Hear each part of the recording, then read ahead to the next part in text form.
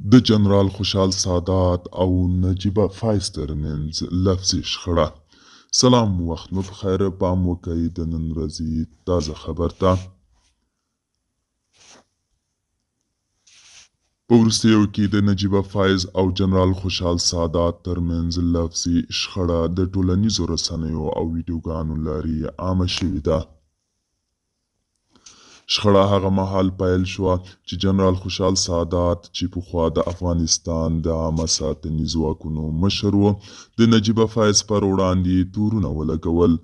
په ځواب کې نجیبه فایز هغه جنرال پلاستیکي وباله او ویل چې هغه د جنرالۍ مقام ته د وړتیا پرته رسېدلی دی.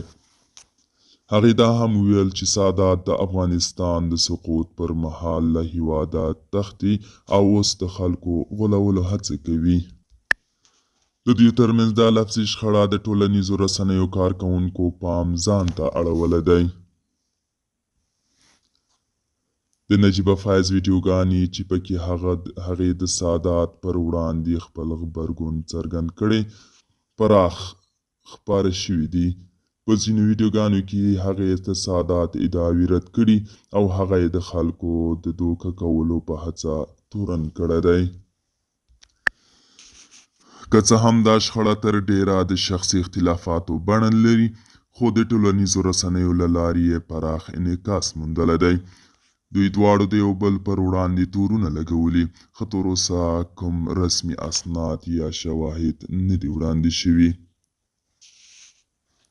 دا شخړه تر ډیره د شخصي اختلافاتو له امله رامنځته شوې ده او تر اوسه یې پورې د قانوني یا سیاسي پایلو په اړه معلومات نشته. د ټولنیزو رسنیو کارکوونکي باید د دې ډول شخړې په اړه له احتیاطه کار واخلي او د پایلې تورونه له خپرولو ډډه وکړي.